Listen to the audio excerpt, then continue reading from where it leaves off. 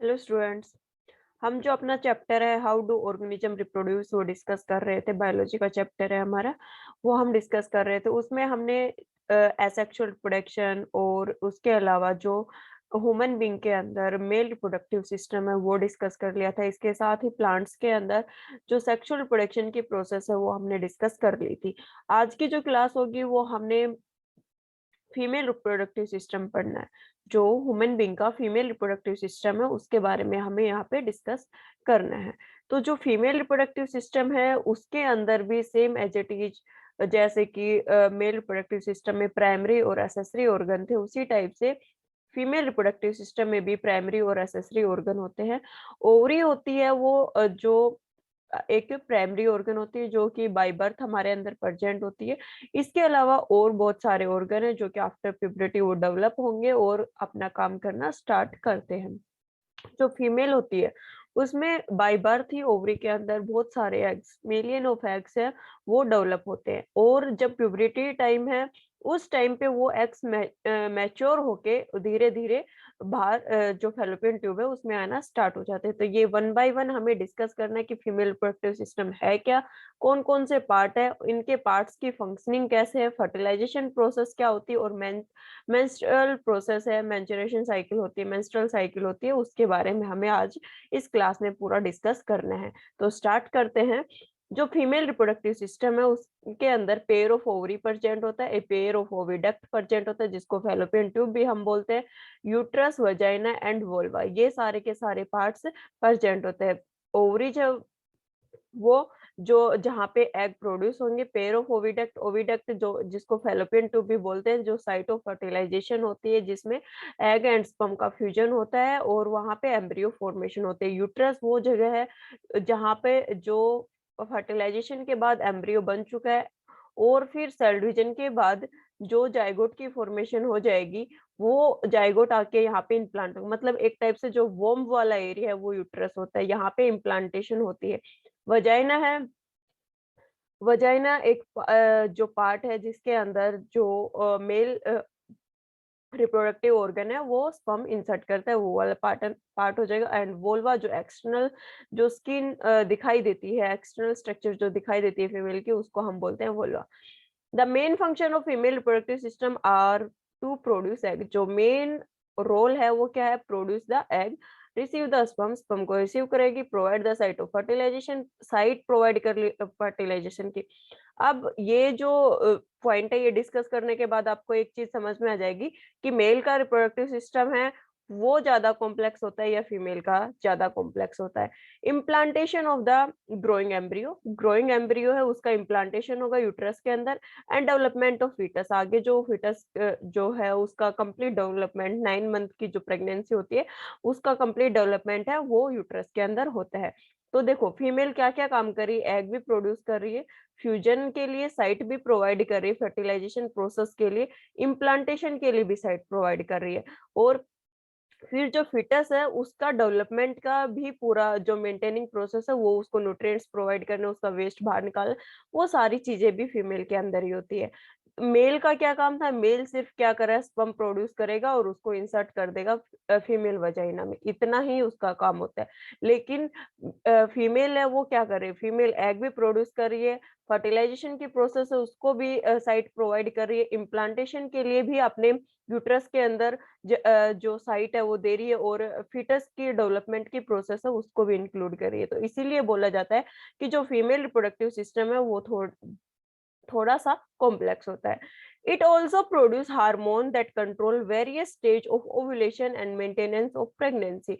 जो फीमेल है उसमें बहुत सारे हार्मोन्स रिलीज होते हैं, जैसे कि एस्ट्रोजन हो गया, प्रोजेस्टेरोन हो गया, ये सारे के सारे हार्मोन से ये रिलीज होते हैं, कुछ प्रेगनेंसी के टाइम पे या फिर कुछ जो ओव्यूलेशन की प्रोसेस होती है उस टाइम पे, जब एग रिलीज होता है ओवरी से उस टाइम पे जो अलग अलग हार्मोन्स है वो रिलीज होते हैं। मेल का देखिए यहाँ पे तो मेल में सिर्फ एक हार्मोन रिलीज हो रहा था, टेस्टोस्टेरोन, उसी पे सारा की सारी फंक्शनिंग डिपेंड करती थी। लेकिन यहाँ पे अलग अलग टाइम पे अलग अलग हार्मोन्स है वो रिलीज होते हैं। तो ये बेसिक हो गया कि क्या क्या फीमेल रिप्रोडक्टिव सिस्टम का पूरा वर्किंग है, कि कौन-कौन से पार्ट है, क्या-क्या काम करेगी और कौन-कौन से हार्मोन्स है वो रिलीज होंगे। फिर उसके बाद वन बाय वन एक-एक पार्ट हम देखते हैं। तो सबसे पहले ओवरी। तो ओवरी है वो ओवल शेप की होती है, 2 ओवरी प्रेजेंट होती है हर एक फीमेल में, एक लेफ्ट साइड और एक राइट साइड में 2 ओवरी है वो प्रेजेंट होती है। ओवल शेप की होती है और जो किडनी होती है उसके पास में ये प्रेजेंट होती है। इसके अंदर थाउजेंड ऑफ ओवा है वो प्रेजेंट होते हैं। ऑलरेडी बाय बर्थ जब एक फीमेल का बर्थ होता है उसी टाइम से उसके अंदर एग प्रेजेंट होते हैं। लेकिन जब बर्थ होता है उस time million of egg present होते हैं। लेकिन जब प्यूबर्टी की एज तक पहुंचती है एक फीमेल तब तक थाउजेंड ऑफ एग ही बचते हैं लास्ट तक। क्योंकि बहुत सारे एग है वो डिस्ट्रॉय हो जाते हैं। अबाउट 1 इनका साइज होता है, जो एग सेल होती है उसका अबाउट 1 उसका साइज होता है। तो बहुत ही स्मॉल साइज है। प्यूबर्टी के बाद क्या हो रहा है? प्यूबर्टी के बाद इसका हम ये नहीं बोल सकते कि आफ्टर प्यूबर्टी जो ओवरी है वो एग प्रोड्यूस करना स्टार्ट कर रही है, नहीं। एग तो उसके पास ऑलरेडी प्रेजेंट है बाय बर्थ ही, लेकिन आफ्टर प्यूबर्टी वो एग को मैच्योर करके कंप्लीट मैच्योरेशन की जो साइट है वो प्रोवाइड करके और फिर उसको फैलोपियन ट्यूब के पास करती है। तो आफ्टर प्यूबर्टी क्या हो रहा है? आफ्टर प्यूबर्टी वो एग थे वो सिर्फ मैच्योर हो रहे हैं। बाय बर्थ है वो उसके पास ऑलरेडी प्रेजेंट था। अब आप बोलोगे कि जो हमने बात की कि बर्थ के टाइम पे तो कितने बर्थ के टाइम पे मिलियंस ऑफ एग प्रेजेंट है, लेकिन प्यूबर्टी तक का आते-आते 1000 पे आ गए वो। तो 1000 पे पहुंच गए तो जो एग है वो डिग्रेड हुए, किसी ना किसी वजह से वो डिस्ट्रॉय हुए, वो कहाँ पे गए? तो वो हमें पता है कि भई जहाँ भी ब्लड सप्लाई होती है, ब्लड वेस्ट को कलेक्ट कर लेता है और किडनी के पास ले जाता है। तो यहाँ भी ब्लड सप्लाई हो रही है। ये ब्लड सप्लाई हो रही है, जो वेस्ट यहाँ से प्रोड्यूस होगा, जो डिस्ट्रॉयड एग है उनको ब्लड यहाँ से कलेक्ट कर लेगा और फिर आगे उसको किडनी के पास ले जाके फिल्टर आउट कर देते हैं। तो जब ओवरी है उसके अंदर by birth he millions of egg present होते हैं, प्यूबर्टी टाइम आते-आते उसके पास थाउजेंड ऑफ एग प्रेजेंट होंगे और आफ्टर प्यूबर्टी वो क्या करती है, एग्स अल्टरनेटिव मंथ पे जो एग्स है वो मैच्योर करेगी। एक बार इस ओवरी से एग है वो मैच्योर करके फैलोपियन ट्यूब के अंदर जाएगा और सेकेंडली जो नेक्स्ट मंथ आएगा उससे यहाँ से एग है वो मैच्योर होके जाएगा। तो अल्टरनेटिवली वो जो एग है वो प्रोड्यूस मैच्योर करके आगे फैलोपियन ट्यूब के पास करती है। यहाँ से जो हार्मोन्स है वो भी रिलीज होते हैं, ये oestrogen hormone and progesterone hormone. जो ओवरी है वो 2 सेक्स हार्मोन होते हैं, वो भी रिलीज करती है, एस्ट्रोजन एंड प्रोजेस्टेरोन। तो ओवरी के मेन फंक्शन क्या हो गए? मैच्योरेशन ऑफ एग, जो एग सेल है उसको मैच्योर कर रही है। दूसरा प्रोजेस्टेरोन एंड एस्ट्रोजन हार्मोन है वो प्रोड्यूस यहाँ पे वो करती है। Paired Oval shape organ located in the abdominal cavity near the kidney. Paired में प्रेजेंट होगी, ओवल शेप ऑर्गन है जो कि जो एब्डोमिनल कैविटी है उसके अंदर किडनी के पास में प्रेजेंट होती है। प्रोड्यूस थाउजेंड ऑफ ओवा और एग्स, बहुत सारे ओवा और एग्स है वो प्रोड्यूस करती है, मतलब मैच्योर करती है। The ovary mature one egg at a one time or in every alternate month। हर एक जो ओवरी है वो 1 एग है वो मैच्योर करेगी अल्टरनेटिवली। एक बार इधर से एक एग मैच्योर होगा तो दूसरी बार इधर से एक एग है वो मैच्योर होता है। Secrete female sex hormone like oestrogen and progesterone, 2 hormone है एस्ट्रोजन एंड प्रोजेस्टेरोन रिलीज होते हैं। ये एस्ट्रोजन ओव्यूलेशन टाइम पे रिलीज होगा और प्रोजेस्टेरोन हार्मोन है ये ड्यूरिंग प्रेगनेंसी रिलीज होता है।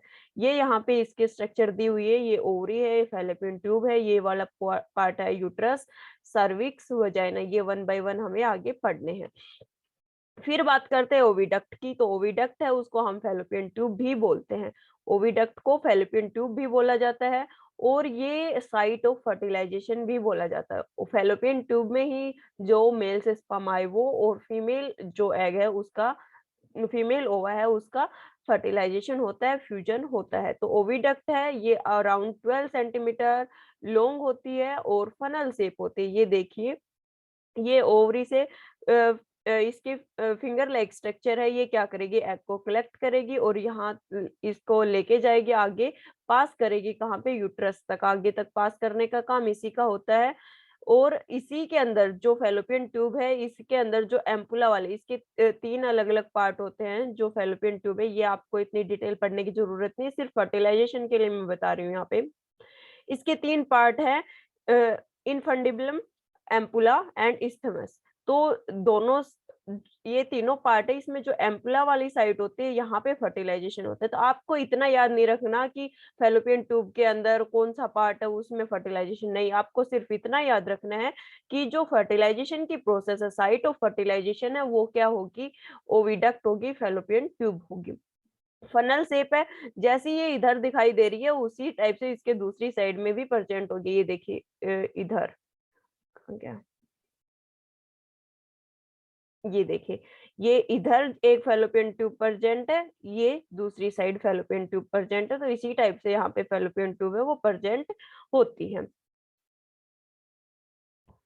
कैरी ओवर और egg from the ovary to the uterus, जो एग है उसको कहाँ तक लेके जाएगी, यूट्रस तक उसको पास करती है। It is the site of fertilisation, site है फर्टिलाइजेशन की।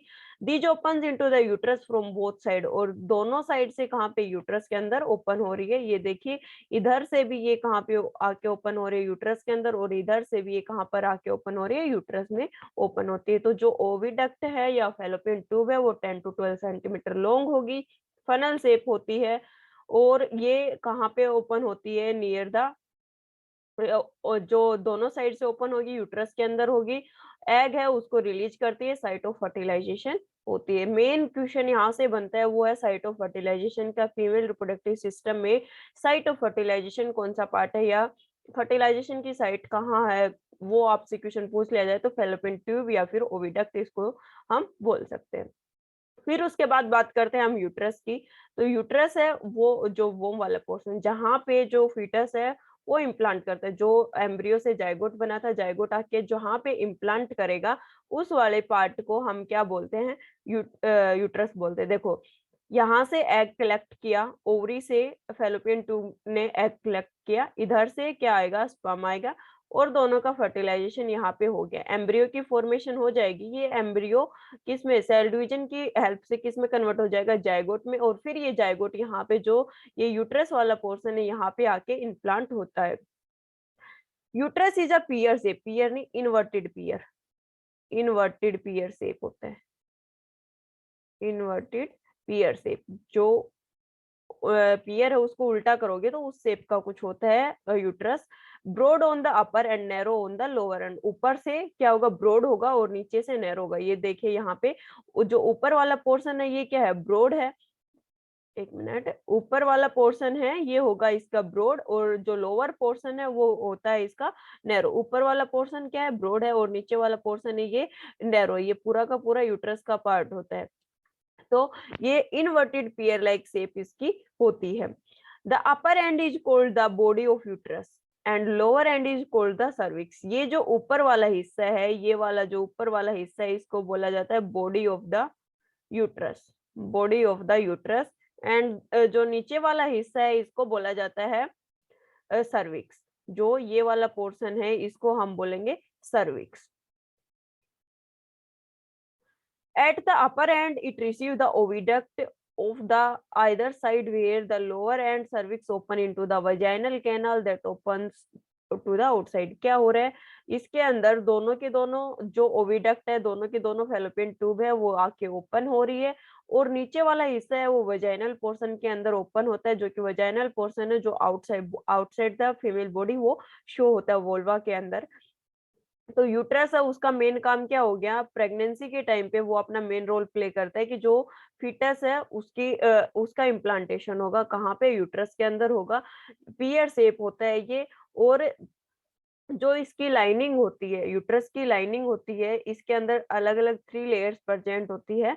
उन 3 लेयर्स की डिटेल यहाँ पे आपको नहीं पढ़नी है, आपको सिर्फ इतना याद रखना है कि यूट्रस की ये जो लाइनिंग्स प्रेजेंट है ना, इन लाइनिंग्स के अंदर जो फीटस है उसका इम्प्लांटेशन होता है। इसके अलावा अब ये क्या काम कर रहा है कि भाई जो सर्विक्स के अंदर जो ओपनिंग हो रही है इसकी, तो जब बर्थ होता है उस टाइम पे इसके अंदर कॉन्ट्रैक्शन होना स्टार्ट हो जाता है और ये थोड़ा मतलब ऊपर से कॉन्ट्रैक्ट होना स्टार्ट होगा, सर्विक्स है वो ओपन होगा और जो डिलीवरी टाइम पे जो बेबी बर्थ है वो इजीली हो जाता है, पार्चुरेशन की प्रोसेस है वो इजीली हो जाती है। तो यूट्रस है वो हर टाइम पे कोई ना कोई फंक्शनिंग है उसमें अपना रोल प्ले कर रहा है।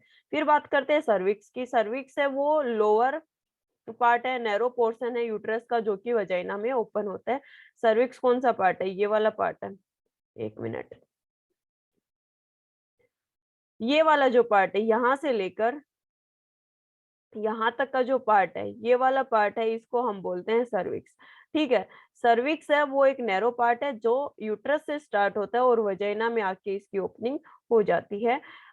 Muscles of cervix control the opening and closing of uterus. जो इसके अंदर मसल्स प्रेजेंट है, ये जो मसल्स प्रेजेंट है, इनका कॉन्ट्रेक्शन एंड रिलैक्सेशन है, वो ही इसको जो यूट्रस का ओपनिंग होगी या क्लोजिंग होगी, यूट्रस क्लोज रहेगा ओपन रहेगा, ये वो इसी के ऊपर डिपेंड करता है। जब प्रेगनेंसी टाइम पे इसको क्लोज रखने का काम कौन कर रहा है? सर्विक्स। जो यहाँ पे जो ओपनिंग है इसको क्लोज करने का काम सर्विक्स करता है ताकि जो बेबी है उसका अबॉर्शन ना हो। तो सर्विक्स है वो भी प्रेगनेंसी में एक इम्पोर्टेंट रोल प्ले है वो करता है। फिर उसके बाद हम बात करते हैं वजाइना। वजाइना है वो 9 सेंटीमीटर लॉन्ग होती है। इसका जो नेचर है वो मेनली एसिडिक होता है। हमने मेल रिप्रोडक्टिव सिस्टम में ग्लैंड्स पढ़ी थी, जो काउपर्स ग्लैंड है उसके बारे में भी हमने डिस्कस किया था। तो काउपर्स ग्लैंड एक एल्कलाइन फ्लूइड रिलीज कर रही थी। जो इजाकुलेशन फ्लूइड था उसके अंदर अल्कलाइन फ्लूइड रिलीज कर रही थी। तो वहां उसका काम यहाँ पे जो एसिडिक मीडियम है इसको न्यूट्रलाइज करने का काम है। मेल रिप्रोडक्टिव सिस्टम में जो Cowper's gland alkaline fluid release करी थी वो किस लिए? जो ejaculation fluid before copulation process वो रिलीज होगा, जो कि लुब्रिकेशन भी प्रोवाइड करता है। तो वो फ्लूइड क्या काम कर रहा था? वो फूड वजाइना है उसके अंदर जो एसिडिक मीडियम प्रेजेंट है उसको न्यूट्रलाइज करते हैं। और ये एसिडिक मीडियम क्यों प्रेजेंट होता है? क्योंकि यहाँ पे जो लैक्टोबैसिलस बैक्टीरिया है वो प्रेजेंट होता है और किसी भी टाइप का इन्फेक्शन ना हो उससे ये एसिडिक मीडियम बचाता है। तो जो वजाइना है वो 9 सेंटीमीटर लॉन्ग होगी, जो मीडियम है वो एसिडिक रहता है और ये है इसका काम है वो स्पर्म्स को रिसीव करती है, कहाँ से? मेल पार्टनर से। और एज अ बर्थ कैनाल भी ये रोल प्ले करती है। इसका जो एसिडिक मीडियम है इसको अल्कलाइन करने के लिए काउपर्स ग्लैंड से जो अल्कलाइन सॉल्यूशन रिलीज होता है मेल से, वो अपना रोल प्ले यहाँ पे करता है। ये हो गए पार्ट्स कि कौन कौन से पार्ट्स है वो रोल प्ले कर रहे हैं फीमेल रिप्रोडक्टिव सिस्टम में। वो सारे के सारे हो गए। ओवरी ओवर मैच्योर करके उसको रिलीज करेगी, जो हार्मोन्स है वो रिलीज करेगी। ओविडक्ट है वो साइट ऑफ फर्टिलाइजेशन है, एग को रिसीव करती है ओवरी से और फिर जो फर्टिलाइजेशन की साइट है वो प्रोवाइड करती है। यूट्रस है उसके अंदर इम्प्लांटेशन होता है, ये इन्वर्टेड पेयर शेप स्ट्रक्चर होती है। फिर उसके बाद है सर्विक्स। सर्विक्स है वो जो मसल ओपनिंग एंड क्लोजिंग है यूट्रस की उसको कंट्रोल करता है और एक कैनाल लाइक स्ट्रक्चर है। वजाइना है वो रिसीव करती है स्पर्म्स को मेल पार्टनर से और बर्थ कैनाल की तरह भी ये काम करती है, 9 सेंटीमीटर लॉन्ग है।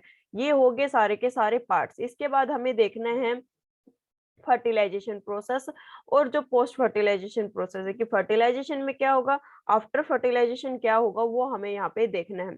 तो फर्टिलाइजेशन की प्रोसेस है उसके अंदर क्या होगा? फर्टिलाइजेशन के टाइम पे हमने पढ़ रखा है कि डेफिनेशन इसकी पढ़ रखी है कि भाई जो मेल गैमेट और फीमेल गैमेट है उनके बीच में फ्यूजन होगा और किसकी जाइगोट की फॉर्मेशन हो जाती है, उसी प्रोसेस को हम फर्टिलाइजेशन बोलते हैं। तो यहाँ पे मेल गैमेट हमारे पास स्पर्म है और जो फीमेल गैमेट है वो ओवम है, उन दोनों का फ्यूजन होगा, उन दोनों के अंदर जो न्यूक्लियस प्रेजेंट है उनका फ्यूजन होगा और उसी प्रोसेस को हम क्या बोलते हैं? फर्टिलाइजेशन प्रोसेस बोलते हैं। इसके अंदर अलग-अलग स्टेप्स हैं वो इंक्लूड होते हैं कि भाई कौन-कौन से स्टेप्स है उनसे फर्टिलाइजेशन की प्रोसेस है वो कंप्लीट होती है। तो सबसे पहले है कोपुलेशन। इनकी डिटेल पढ़ने की जरूरत नहीं है, मैं बस थोड़ा-थोड़ा बेसिक आपको इनका बता रही हूँ। कोपुलेशन प्रोसेस है वो उसमें क्या है कि जो मेल गैमेट है वो इंसर्ट हो रहा है कहाँ पे? फीमेल जो फीमेल पार्ट है रिप्रोडक्टिव पार्ट है उसके अंदर, मतलब जो पेनिस है वो इंसर्ट होगा फीमेल वजाइना के अंदर, उस प्रोसेस को हम बोलते हैं कोपुलेशन। स्पर्म मूवमेंट, वजाइना के अंदर स्पर्म है वो इंसर्ट हो गया, जो मेल रिप्रोडक्टिव पार्ट था उसने वजाइना के अंदर जो स्पर्म था उसको इंसर्ट कर दिया। उसके बाद स्पर्म है वो मूव करके कहाँ तक जाएगा, एग सेल है वहां तक जाएगा। एग सेल कहाँ प्रेजेंट है, फैलोपियन ट्यूब में प्रेजेंट है, वहां तक वो मूव करके जाता है। ये देखिए यहाँ पे एग है वो अपनी टेल की हेल्प से मूव करता हुआ कहाँ तक आएगा, जो एग सेल स्पर्म है वो एग सेल तक यहाँ पे पहुंचेगा। पेनिट्रेशन, पेनिट्रेशन में क्या है कि जो एग होता है उसकी कवरिंग होती है, outer covering and inner covering, दो कवरिंग यहाँ पे प्रेजेंट होती है।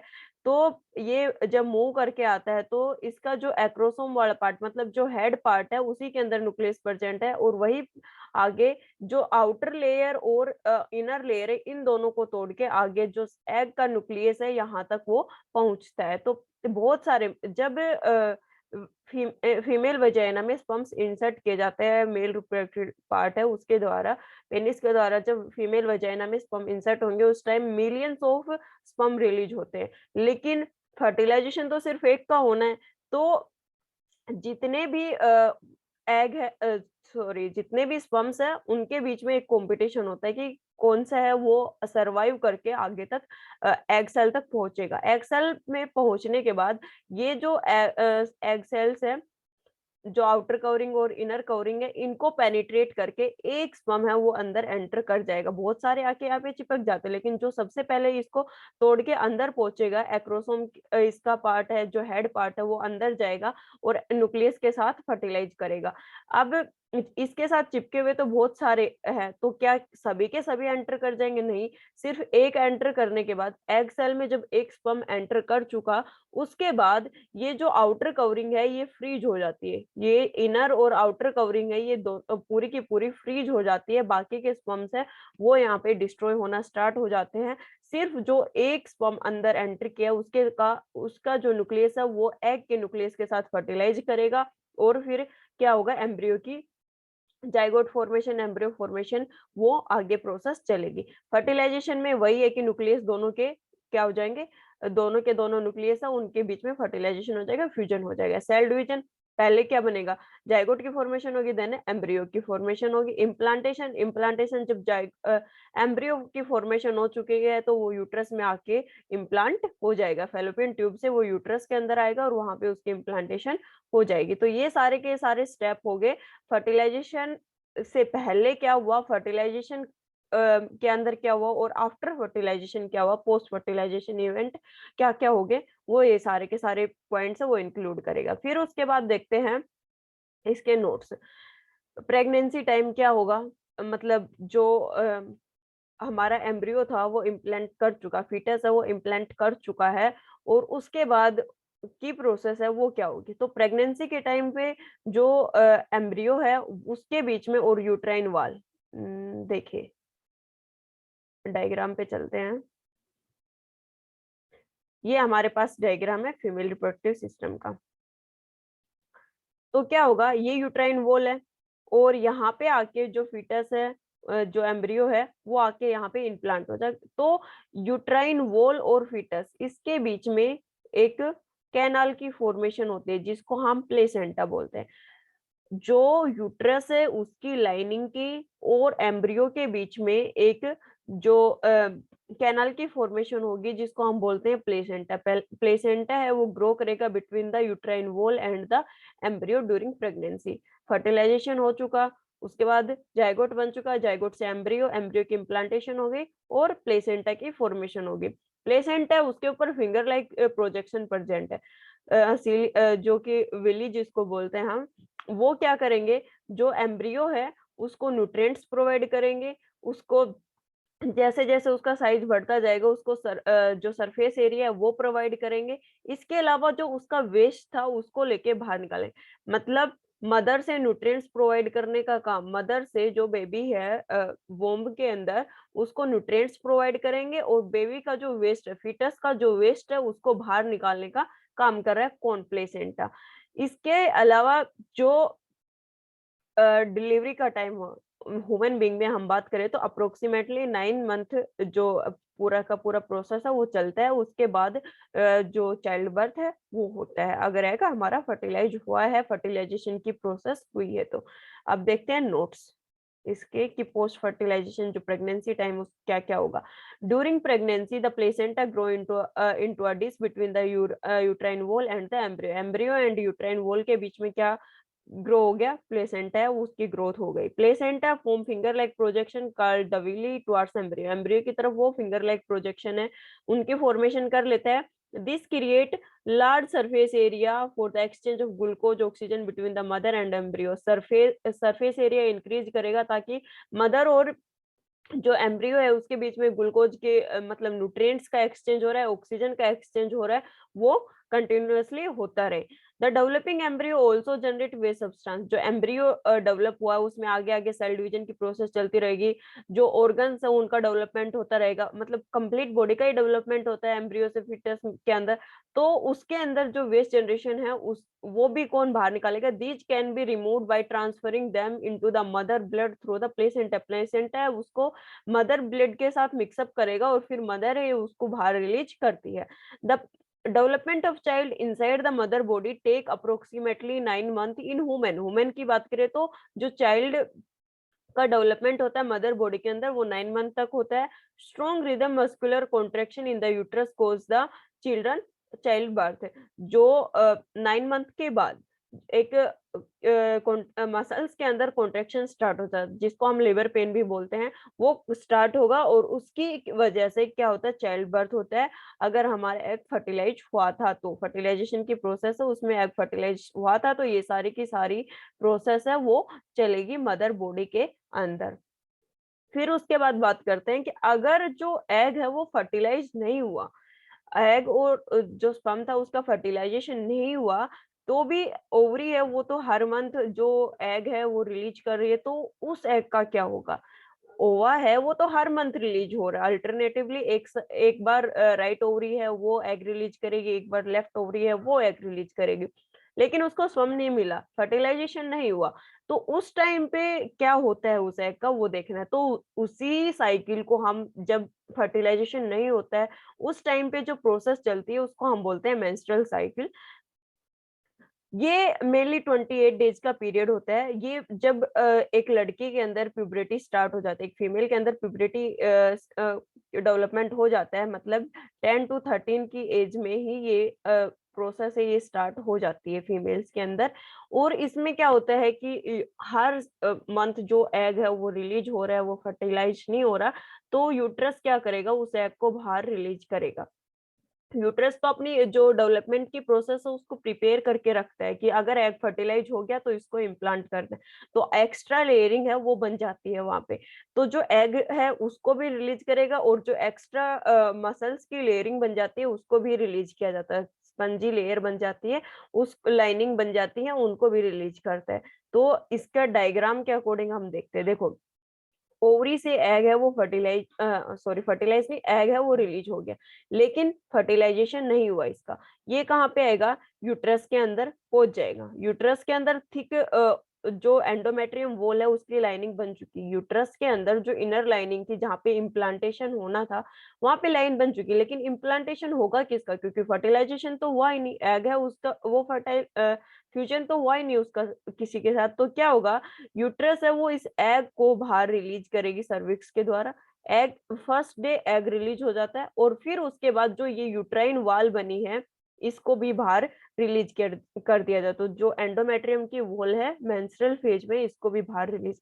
देखो फोलिकुलर फेज में क्या हुआ, ओवा का डेवलपमेंट हुआ, उसके बाद जो ओवुलेशन फेज है उसमें जो एंडोमेट्रियम वाल है उसने अपनी लाइनिंग प्रिपेयर कर ली कि अगर ओवा के अंदर फर्टिलाइजेशन प्रोसेस होती है, स्पर्म के साथ फर्टिलाइज होता है, तो वो क्या करेगा, यहाँ पे आके इम्प्लांट होगा, तो वो अपनी तैयारी पहले से ही रखती है, अपनी प्रिपरेशन पहले से ही रखेगी कि जो लाइनिंग है वो बना लेती है। फिर जो ल्यूटियल फेज होता है यहाँ पे एलएच लुटिनेटिंग हार्मोन है वो भी रिलीज होता है। वो क्या करेगा, ओवा यहाँ पे आ चुका लेकिन फर्टिलाइजेशन नहीं हुआ, तो वो हार्मोन है उसी की हेल्प से ये जो एग है इसको बाहर रिलीज किया जाएगा। ठीक है, जो एग है उसको बाहर रिलीज कर दिया जाता है थ्रू द यूट्रस सर्विक्स, फिर वजाइना, इस पोर्शन से ये बाहर निकाल दिया जाता है। इसको सेड आउट कर दिया जाता है। एग तो बाहर निकल गया, लेकिन ये भी तो लाइनिंग बन चुकी, इस लाइनिंग का यूट्रस क्या करे? अब ये तो है नहीं कि जो ओवरी है वो दूसरा एग रिलीज करेगी और आगे 28 डेज का जो प्रोसेस चलेगा उसका वेट करती रहेगी, उसका तो वेट नहीं करेगी। तो ये क्या करती है, जो ये लाइनिंग बनी है, ब्लड की लाइनिंग बन चुकी है, जो एंडोमेट्रियम वॉल है, इसको भी सेड आउट कर देगी, मतलब इसको भी बाहर रिलीज कर देती है। तो यही होता है मेंस्ट्रुअल साइकिल के अंदर कि हर 28 डेज पे जो एग रिलीज हुआ वो फर्टाइल नहीं होता, यूट्रस उसको बाहर निकाल देती है। इसके साथ ही यूट्रस के अंदर जो थिन लाइनिंग बनती है उसको भी बाहर निकाल दिया जाता है। वो ब्लड की फॉर्म में वो सारा का सारा बाहर सेड आउट हो जाता है। तो अभी देखते हैं इसके नोट्स पहले। In the female, ovary release ova or egg once every 28 days from the age of puberty. Puberty के एज के बाद हर 28 डेज पे एक ओवा रिलीज करती है जो ओवरी है वो। The uterus prepare itself every month to receive a fertilize egg. Uterus वो अपने आप को आफ्टर प्यूबरिटी के एज, जो 13 साल की उम्र है लड़की की, उसी के बाद यूट्रस अपने आप को प्रिपेयर करना स्टार्ट कर देता है कि उसको एक फर्टिलाइज एग मिलेगा और उसको इम्प्लांट करना है। तो वो क्या करेगा, अपनी पूरी प्रिपरेशन करेगा। इट्स लाइनिंग बिकम दस it's lining become thick and spongy. इसकी जो लाइनिंग है वो कैसी हो जाती है, थिक और स्पंजी बन जाती है। जो मसल्स की लाइनिंग थी, एंडोमेट्रियम वॉल थी, उसकी फॉर्मेशन यहाँ पे हो जाती है। If the egg is not fertilize it lives for the about a day. अगर एग फर्टिलाइज नहीं हुआ तो एक दिन तक तो यूट्रस के अंदर वो एग है वो यहाँ पे प्रेजेंट रहेगा। After this lining the uterus is no longer required. अगर एक दिन के एक दिन में एग फर्टिलाइज नहीं हुआ, उसके बाद एग को बाहर रिलीज कर दिया, तो फिर जो लाइनिंग है यूट्रस में उनका भी कोई काम नहीं है, तो उनको भी मेंस्ट्रुएशन अकर, तो फिर मेंस्ट्रुएशन प्रोसेस है वो स्टार्ट हो जाएगी और जो एंडोमेट्रियम वॉल बनी थी वो भी बाहर सेड आउट होना स्टार्ट हो जाएगी। Menstruation is the time of uterine bleeding in which unfertilised egg and the thick uterine lining. Menstruation है वो टाइम पीरियड है, एक प्रोसेस है जिसमें जो यूट्राइन वॉल है, एंडोमेट्रियम वॉल जिसको हम बोलते हैं, उसकी सेडिंग आउट होगी, साथ में जो अनफर्टिलाइज्ड एग था वो भी बाहर सेड आउट होता है। तो मेंस्ट्रुएशन साइकिल में क्या हुआ कि अनफर्टिलाइज्ड एग है, साथ में यूट्रस ने जो अपनी प्रिपरेशन की थी, लाइनिंग की फॉर्मेशन की थी, वो दोनों की दोनों बाहर सेड आउट हो रही है, बाहर निकाली जा रही है in the form of blood. ये हो गया मेंस्ट्रुअल साइकिल। फिर उसके बाद हम देखते हैं इसका जो टाइम पीरियड है वो, तो मेंस्ट्रुअल साइकिल है वो 2 टू 8 डेज हर एक फीमेल टू फीमेल वेरी करेगी कि ये किसी में 2 दिन का भी हो सकता है, किसी में 3 दिन, 4 दिन, 5 दिन, 2 टू 8 डेज का ये टाइम पीरियड होता है। अगर हार्मोन्स है वो प्रॉपरली वर्क कर रहे हैं तो। एफएसएच और एलएच, ये 2 हार्मोन्स यहाँ पे मेन रोल प्ले करते हैं। Follicle stimulating hormone and luteinising hormone, ये 2 हार्मोन है यहाँ पे मेन रोल प्ले करते हैं। Start of menstruation cycle at the age of 11 to 13। जो मेंस्ट्रुएशन साइकिल ये फीमेल की एज 11 टू 13 की एज हो जाती है, उस टाइम पे ये साइकिल स्टार्ट हो जाती है और उसको बोला जाता है मिनार्क। जब मेंस्ट्रुएशन साइकिल स्टार्ट होती है जो प्यूबरिटी एज के अंदर, उस टाइम पीरियड को हम बोलते हैं मेनार्क। और हमने एक बात पढ़ी थी कि जो लड़की के अंदर, फीमेल के अंदर जो एग्स है वो बाय बर्थ ओवरी के अंदर प्रेजेंट होते हैं, लेकिन धीरे धीरे वो डिस्ट्रॉय होना स्टार्ट हो जाते हैं और फिर जब उसमें प्यूबरिटी स्टार्ट होती है तो कुछ thousand of egg he present होते हैं। तो जब तक एक फीमेल 50 की एज तक पहुंचेगी, 45 टू 50 की एज तक वो पहुंचती है, तो उसके अंदर जो मेंस्ट्रुअल साइकिल है वो स्टॉप हो जाती है, जो मेंस्ट्रुएशन पीरियड है वो उसका खत्म हो जाता है, क्योंकि एग है वही फिनिश हो चुके। 50 तक हर मंथ एक एग रिलीज कर रही है, तो वो धीरे धीरे फिनिश हो जाएंगे और जब 50 की एज तक वो पहुंचेंगे तो ये प्रोसेस उसके अंदर स्टॉप हो चुके होते हैं। और जब ये प्रोसेस स्टॉप होती है उस पीरियड को हम बोलते हैं मेनोपॉज। मेनार्क और मेनोपॉज ये दोनों एनटीएससी पॉइंट ऑफ व्यू से भी इम्पोर्टेंट है, आपके एग्जाम पॉइंट ऑफ व्यू से भी इम्पोर्टेंट है। यहाँ से क्वेश्चन पूछ लिया जाता है कि मेनार्क एज है वो क्या होती है और मेनोपॉज एज है वो क्या होती है, यहाँ से नॉर्मली क्वेश्चन पूछ लिया जाता है। फिर उसके बाद बात करते हैं कि जो सेक्सुअल रिप्रोडक्शन है उसके इम्पोर्टेंस क्या है। तो एक तो सबसे पहले वेरिएशंस आ रहे हैं, अलग-अलग ऑर्गेनिज्म है उनके अंदर वेरिएशंस आ रहे हैं।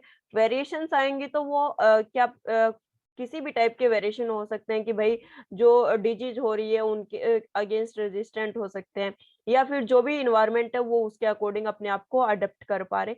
तो मेन जो इसका है वो वेरिएशंस का ही होता है कि भाई सेक्सुअल रिप्रोडक्शन की वजह से अलग-अलग वेरिएशंस आ रहे हैं स्पीशीज के अंदर, जो कि काफ़ी यूज़फुल होते हैं। Sexual reproduction creates a variety of offspring, बहुत सारी वैरायटी है वो क्रिएट कर रहा है। Variation is important because it creates individual with new combination of genes, नए जीन्स का कॉम्बिनेशन आ रहा है इंडिविजुअल के लिए, तो ये वेरिएशन इसलिए जरूरी है। कॉम्बिनेशन ऑफ जीन्स में गिव द यूजफुल कैरेक्टर, जो कॉम्बिनेशन हो रहा है वेरिएशंस की वजह से वो यूज़फुल भी हो सकता है एज़ रेजिस्टेंट टू डिजीज़, क्या पता किसी डिजीज़ के अगेंस्ट वो रेजिस्टेंट हो, वो बीमारी हमें हो ही ना, क्या ऐसा भी हो सकता है। And tolerance to drought, drought conditions है उनके अकॉर्डिंग भी वो टॉलरेंस शो करता हो। The more variation there is in a population that more likely to be able to survive in change in the environment, environment change हो रहा है उसके अकॉर्डिंग हम खुद को अडेप्ट कर सके, ये भी वेरिएशंस की वजह से ही पॉसिबल होता है। तो ये हो गया इम्पोर्टेंस ऑफ सेक्सुअल रिप्रोडक्शन। आज की क्लास में हमने फीमेल रिप्रोडक्टिव सिस्टम के पार्ट्स डिस्कस कर लिए कि कौन-कौन से पार्ट्स का इम्पोर्टेंट रोल होता है। उसके अलावा हमने menstrual cycle, fertilization and post fertilization event है वो भी हमने डिस्कस कर लिए, और इसके अलावा जो सेक्सुअल रिप्रोडक्शन है उसके इम्पोर्टेंस क्या है वो हमने डिस्कस कर लिए। नेक्स्ट क्लास में जो रिप्रोडक्टिव हेल्थ है उसके बारे में हमें डिस्कस करना है कि कौन-कौन सी डिजीज है वो हो सकती है, उनको होने से कैसे रोका जा सके, वो सारी की सारी प्रोसेस हम आगे की क्लास में डिस्कस करेंगे। आज की क्लास में इतना ही। अगर वीडियो कुछ इन्फॉर्मेटिव लगी तो प्लीज़ लाइक कर देना, शेयर कर देना, और जो चैनल पे न्यू है वो चैनल को सब्सक्राइब कर लीजिए। Thank you so much. Have a nice day.